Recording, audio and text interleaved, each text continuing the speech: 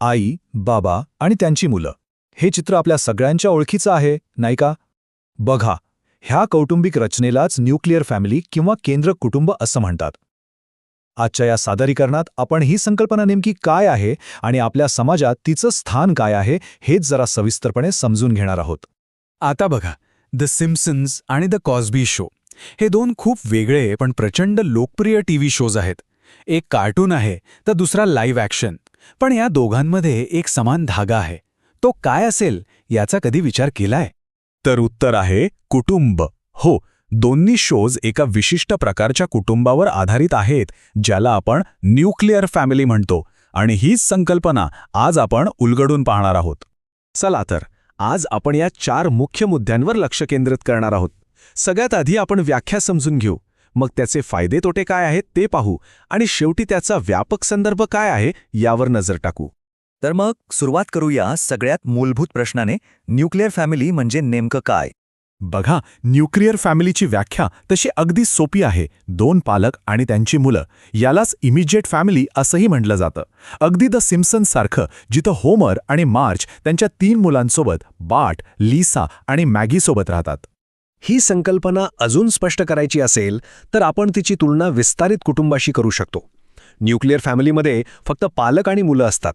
तर विस्तारित कुटुंब म्हणजे काय? तर जिथे आजी आजोबा, काका काकू किंवा इतर नातेवाईकही त्याच घरात एकत्र राहतात. पण याला न्यूक्लिअर का म्हणतात? याचा अणुबॉम्बशी काही संबंध आहे का?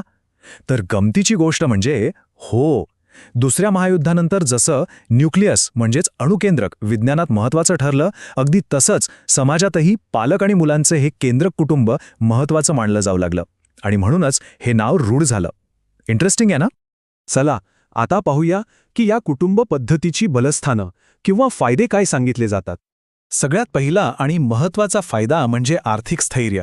साहजिकच आहे, जेव्हा दोन्ही पालक कमवते असतात तेव्हा घराच्या मूलभूत गरजा म्हणजे घर, अन्न, आरोग्य सेवा या सगळ्या गोष्टी सहज पूर्ण होतात. इतकंच नाही तर मुलांना संगीत किंवा खेळासारख्या अतिरिक्त गोष्टी शिकवण्याची संधीही मिळते, ज्यामुळे त्यांचा सर्वांगीण विकास होतो. दुसरा महत्त्वाचा फायदा म्हणजे मुलांच्या संगोपनात एक प्रकारची सुसंगतता येते. दोन्ही पालक मिळून शिस्तीचे नियम ठरवतात आणि वागणुकीचा एक आदर्श मुलांसमोर ठेवतात. यामुळे मुलांना काय योग्य काय अयोग्य याबद्दल स्पष्टता मिळते. शिवाय रोज रात्री एकत्र जेवण करणं यासारख्या लहान सहान गोष्टींमधून कुटुंबात एक प्रकारचं स्थैर्य निर्माण होतं. आणि तिसरा फायदा जो खूप महत्त्वाचा आहे तो म्हणजे मजबूत भावनिक बंध. जेव्हा कुटुंब एकत्र मिळून लहान मोठ्या आव्हानांवर मात करतं तेव्हा त्यांच्यातलं नातं अधिक घट्ट होतं. मुलं त्यांच्या पालकांचे प्रेमळ आणि आश्वासक नातेसंबंध जवळून पाहतात आणि त्यातूनच ते संवाद कसा साधायचा हे शिकतात.